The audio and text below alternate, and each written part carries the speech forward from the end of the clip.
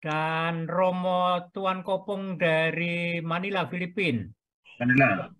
Manila, di mana? Manila. Manila, baik. Sebelum Mas Alex yang jauh berkomentar mengenai hal yang sangat penting, apakah memang religiusitas orang muda ini juga berlaku dimanapun dan dipersoalkan dimanapun? Mungkin sebelum Mas Alex, saya mohon Romo Kopong pengalaman di Filipina seperti apa setelah Romo mendengarkan serunya obrolan kita malam ini. Romo Kopong dulu, kemudian Mas Alex. Baik, terima kasih Pak Kun dan para narasumber yang terkasih. Singkat, saya sependapat dengan Romo Yakobus tadi bahwa devosi perlu ditingkatkan, dan itu pengalaman saya di Filipina. Kebetulan kemarin juga anak-anak muda mengarah ke relik Santa Teresia dari kanak-kanak Yesus, dan kekuatan di Filipina dengan himpitan banyak gereja, bahkan di satu perumahan itu sekitar 5-6 gereja dari denominasi lain, tetapi tidak sampai mempengaruhi anak muda karena kekuatannya di devosi. Ya, devosi apapun, dan di sini mereka sudah tahu hari Senin itu devosi kepada Padre Pio, hari Rabu devosi kepada Perpetual Help, lalu hari Jumat devosi kepada Black Nazareno, dan itu gereja menjadi penuh. Dan semua paroki, termasuk di paroki saya, itu di depan gereja selalu disediakan tempat lilin. Sehingga ketika anak-anak muda yang datang, sebelum beraktivitas, mereka bisa berdoa dan membakar lilin terlebih dahulu. Dan itu yang menjadi kekuatan orang muda di sini. Dan saya kira satu hal, saya pernah menanyakan ke mereka, ya rasa bangga untuk melayani.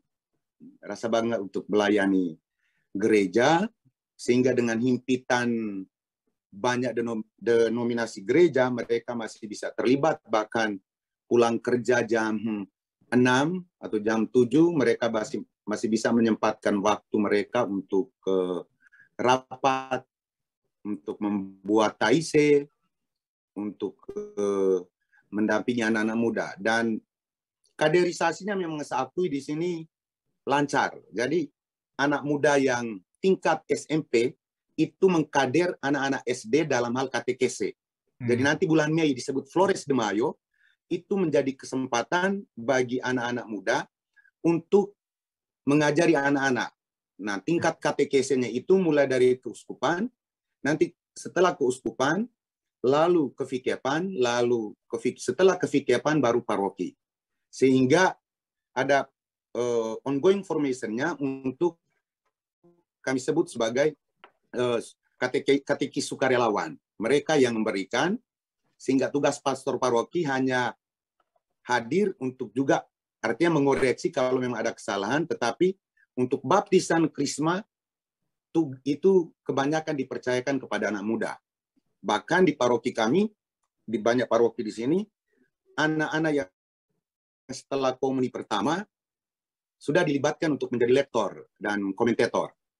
Jadi usia 8-9 tahun sudah dilibatkan, walaupun tidak rutin untuk menjadi lektor, tetapi mungkin sebulan 2 kali mereka menjadi lektor. Dan di situ menjadi daya tarik tersendiri bagi teman-temannya yang lain untuk ikut ambil bagian.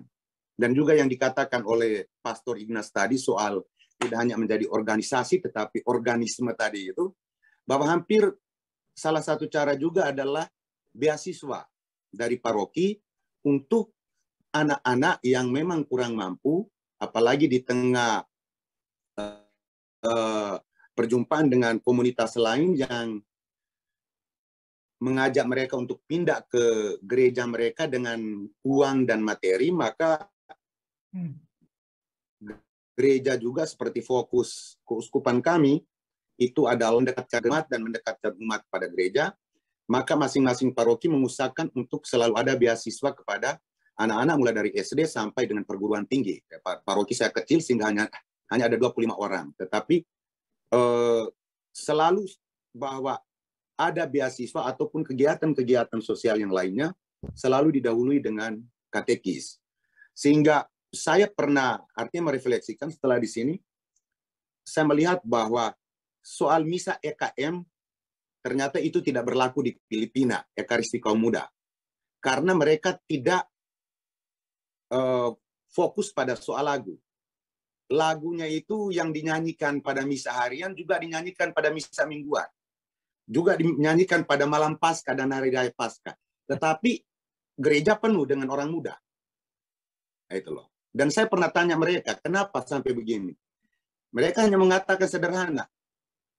Karena saya bangga, dan yang kedua, kalau saya melayani gereja, lebih dikenal dan bisa akrab dengan orang-orang tua yang ikut melayani di gereja. Dan tiap menjelang hari Kamis, mereka menjadi sangat merasa diberkati dan diteguhkan. Pada saat hari Kamis Putih, jam 11 siang, seluruh paroki itu memberkati para petugas seksi-seksi itu. Memberkati mereka, menguatkan mereka, dan meneguhkan janji mereka untuk melayani gereja dan Tuhan. Jadi itu pengalaman indah, artinya maka saya di sini sudah 7 tahun tetapi tidak terlalu pusing karena soal program kerja misalnya anak-anak muda untuk tahun depan mereka sudah kerjakan untuk mereka sendiri kerjakan, mereka sendiri mencari narasumber, dan itu juga menjadi soal kaderisasi. Mungkin satu hal yang bagus itu adalah PREX, Paris Renewal Experience. Jadi bagaimana anak-anak muda yang dikader diutus untuk mencari anak-anak muda yang hilang dan membawa mereka kembali untuk dikader seperti tadi dijelaskan oleh Romo Jakobus bahwa juga diberikan hal-hal yang berkaitan dengan dokumen-dokumen gereja, liturgi, dan lain sebagian termasuk ajaran gereja. Itu Pak Kun. Terima kasih banyak. Terima kasih luar biasa.